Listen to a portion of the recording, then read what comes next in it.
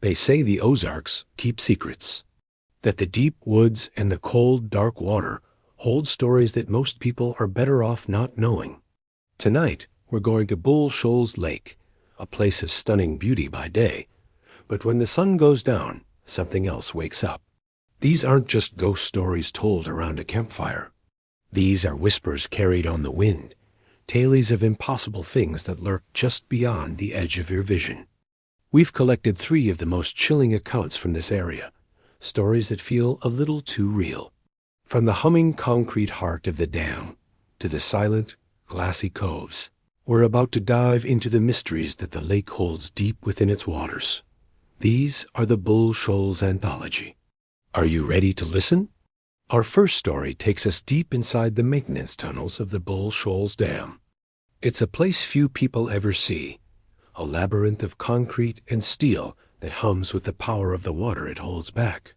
Down in that cold, damp dark, there is an old radio. It's a relic from another time, bolted to a thick concrete pillar. There are no wires, no batteries, no power source of any kind. And yet, sometimes, it breathes.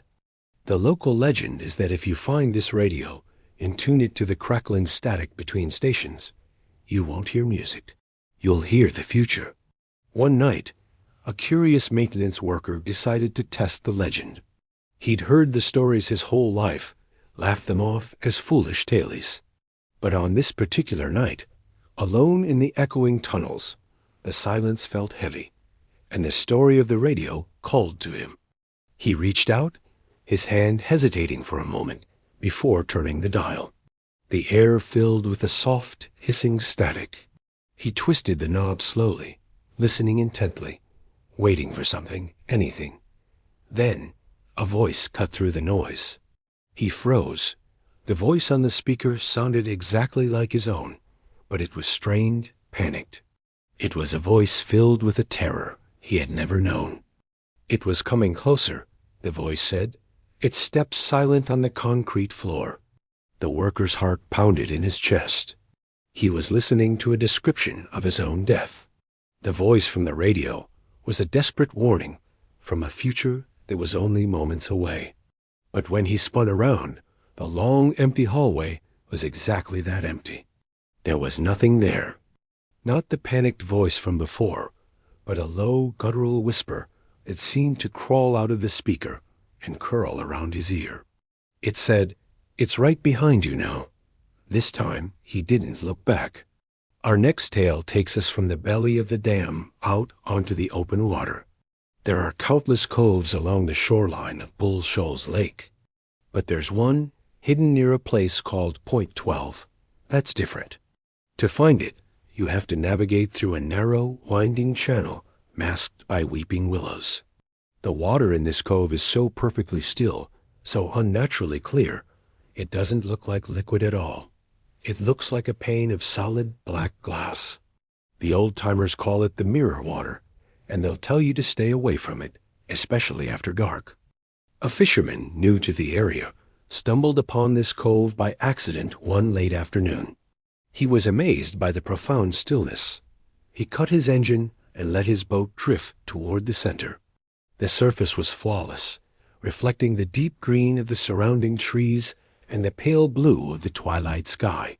Curious, he leaned over the edge of his boat to see his own reflection. But he didn't see himself. But it wasn't the forest around the lake. The trees were different, ancient pines that had been cut down 80 years ago when the valley was flooded to create the lake. The man in the water was wearing his face. It was his own jawline, his nose, his hair, but the eyes were wrong. They were filled with the deep, cold blue of the lake itself, and they held an ancient sorrow. His fingers brushing against the underside of the water's surface. From the fisherman's side, the glass began to ripple, distorting the image. It was in that moment that he understood. The man wasn't a reflection. He was a prisoner, trapped in a world that no longer existed, preserved beneath the water. And he was looking for a way out. His hand was pushing, testing the barrier between their worlds, looking for a way to trade places. For our final story, we venture into the dark woods that surround the lake. They dance in the thick, humid air, creating a magical, twinkling spectacle. But some nights, the forest is different. Some nights, the forest is hungry. Locals whisper about something that lives in the thickest parts of the brush, a creature that doesn't hunt for deer or rabbits. It hunts for light. They call it the light eater of the Ozarks. A hiker, determined to get some night photography of the stars over the lake, ignored the warnings. He set off into the woods just as dusk was settling, his path lit by a powerful flashlight. At first, everything was normal. The crickets chirped and the air was warm. But as he went deeper, he noticed the fireflies were gone. Then, the beam of his flashlight began to dim, as if the batteries were suddenly dying. He shook it, but it only flickered and then went out. He lit his old camping lantern, its warm glow pushing back the shadows. But within minutes, its flame sputtered and died too, leaving him in near total darkness.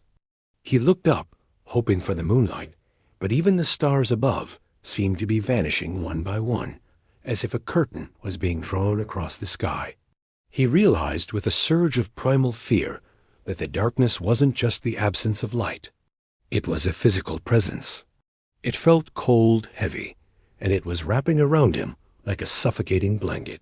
His only remaining light was the small screen of his digital camera. He fumbled to turn it on, hoping its electronic glow would last. The only way to see the creature, the legend said, is through a lens. He raised the camera, his hands shaking, and looked at the screen. And there it was. A silhouette made of pure, living shadow, standing inches from his face, its form reaching for the last faint glow of his camera's battery. From radios that predict your final moments to reflections that want to pull you under, the area around Bull Shoals Lake holds a darkness that runs deeper than the water itself. These stories serve as a warning. When you visit these beautiful wild places, remember that you are a guest, and some secrets are best left undisturbed. Thanks for joining us for these tales from the Ozarks. If you have a story of your own, share it in the comments. Don't forget to like and subscribe for more mysteries from the shadows. Stay safe out there,